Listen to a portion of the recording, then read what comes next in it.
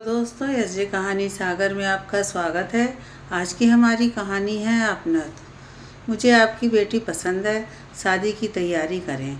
कमलेश जी ने कमरे में फैले सन्नाटे को तोड़ते हुए कहा।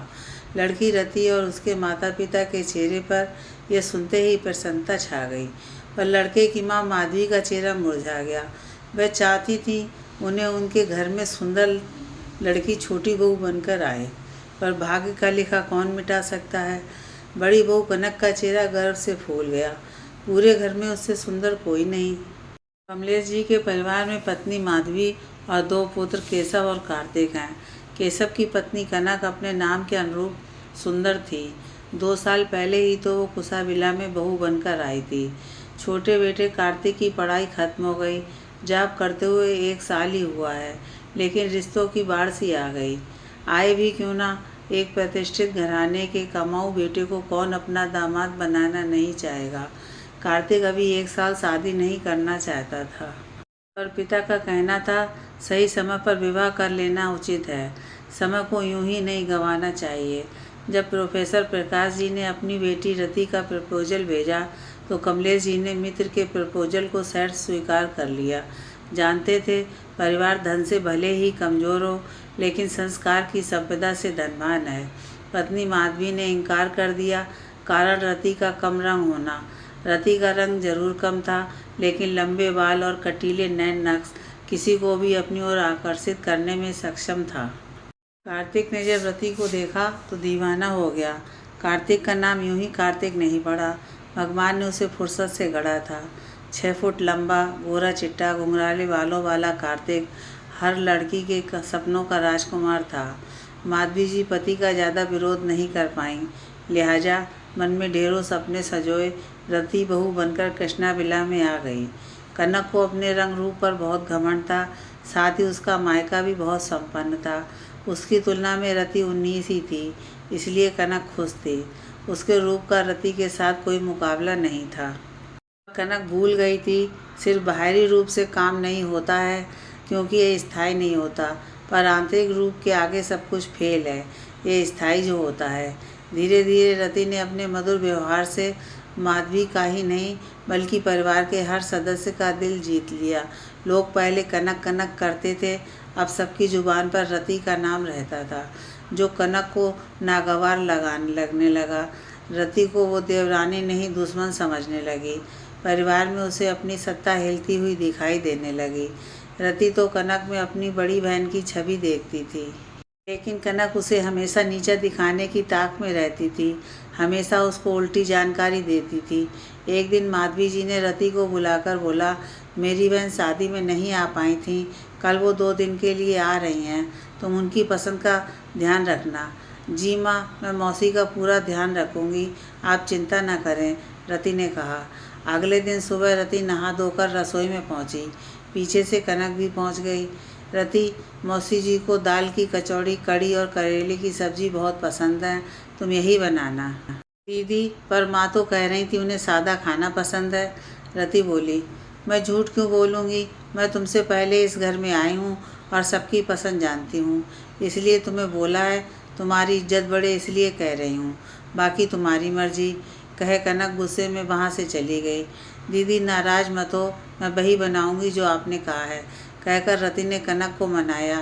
दोपहर में मौसी जी आईं तो कनक ने कहा, रति, मौसी जी को पानी ले जाकर दो और उनके पास बैठो, मैं चाय बनाकर ले आती हूँ। ना दीदी, आप जाओ, मैं चाय बनाकर लाती हूँ, मुझे जाने क्यों डर लग रहा है, रति ने घबराते हुए कहा। घबराने की क्या बात है, खाना तो बन ही चुका है, तुम वहाँ नहीं बैठोगी तो मौसी जी को बुरा मान जाएंगी। कनक की बात सुन रति पानी लेकर मौसी जी के पास चली गई। थोड़ी देर बाद कनक पसीना पोंछते हुए चाय ले आई। अरे कनक, इतना परेशान होने की ज़रूरत नहीं है, अब तो तुम भी सीनियर हो गई हो, मौसी जी ने रति को देखते हुए कहा, जो कनक का इशारा पाकर बैठी थी। थोड़ी देर बाद कनक बोली, मौसी जी आप नहा लें, तक खाना रेडी हो गया, आपकी पसंद की चटनी भी मैंने बना दी। सच माधवी कितनी भाग्यशाली है जो तुमसे सुघड़ बहू मिली, अपना गुड़ थोड़ा तुम छोटी बहू को भी दे दो बहू, मौसी जी कनक की तारीफ करते हुए बोली।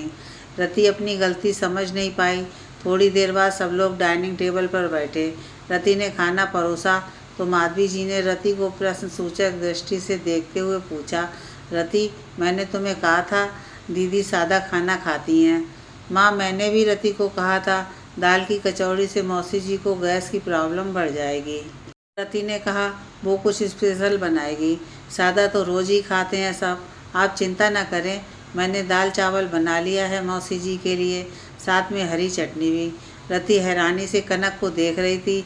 जब भी कुछ कहने को मुंह खोले, कनक कोई बात उठाकर उसका मुंह बंद करा देती।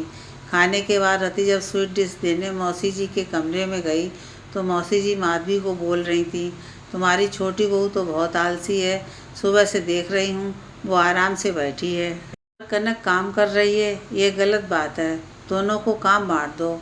आपको कुछ गलत फहमी हुई है दीदी, रति ऐसी नहीं है, सारे काम वही करती है। माधवी ने रति का बचाव करते हुए कहा, तू कहना क्या चाहती है, मैंने जो देखा वो गलत है? मौसी जी ने गुस्से से कहा। नहीं दीदी, मैंने ये नहीं कहा, माधवी ने बहन को शांत कराते हुए कहा। रति के आने की आहट बाद दोनों बहनें चुप हो गईं। स्वीट डिश रख भरी आंखों से रति वहाँ से निकल कनक के कमरे में पूछने के लिए गई कि आपने ऐसा क्यों किया। कनक फ़ोन पर किसी से बात कर रही थी। रति ने सुबह ही खाना बना लिया था, लेकिन मैंने उसे मौसी जी के पास बैठाकर रसोई में व्यस्त होने का नाटक कर अपनी छवि बनाई और रति की छवि धूमिल कर दी। मौसी जी मुझे मेहनती और रति को आलसी समझ रही हैं। इस तरह मैंने एक तीर से दो निशाने साध लिए। आजकल रति सासू माँ की नज़रों में बहुत चढ़ गई है, उसे उतारना ज़रूरी था। दीदी, मैंने आप पर बहुत विश्वास किया, अगर मैं आपकी अपनी बहन होती तब भी आप उसे ऐसे धोखा देती? मैं तो आपको बहन समझती थी, कहकर रति रोते हुए कमरे से बाहर निकली तो सामने माधवी खड़ी थी, जो रति के पीछे उसे समझाने आ रही थी और सारी बात सुन चुकी थी। रति, मैंने तुम्हें पहले भी कहा था अपनी बुद्धि का इस्तेमाल करो। बहन समझने और बहन होने के बीच की लकीर को कनक ने मिटाया नहीं। तुम भी अब सोच समझ कर काम करने की आदत डालो, लोगों को पहचानना सीखो, फिर तुम अपनत्व और धोखे के बीच की लकीर देख पाओगी। रति का हाथ पकड़कर कहा, मैं अपनी बहू के सोने से दिल को पहचान गई हूँ। पोल खुलती देख कनक का सर शर्म से झुक गया। माधवी कनक से बोली, तुम्हें इतनी अच्छी देवरानी नहीं मिलेगी। इससे पहले कि वो अपने दिल का द्वार तुम्हारे लिए बंद कर दे, तुम उससे माफ़ी मांग लो। प्यार दोगी तभी तुम्हें सम्मान मिलेगा। कनक ने रति से माफ़ी मांग ली, पर विश्वास टूटने से रति अब पहले जैसा विश्वास कनक पर नहीं कर पाती थी। कनक को भी अब दुख है, उसने परिवार में अपने रंग रूप से जगह बनाने की सोची। काश उसने भी रति की तरह सबको प्यार से अपना बनाया होता, धोखे की जगह प्यार से काम लिया होता तो बहन जैसी देवरानी का विश्वास न खोया होता। कई बार बात छोटी सी होती पर घाव गहरा करती। रिश्तों को जोड़ने के लिए दोनों तरफ का अपनत्व चाहिए, फिर भी कई बार अपने अहम की वजह से लोग रिश्ते खो देते हैं।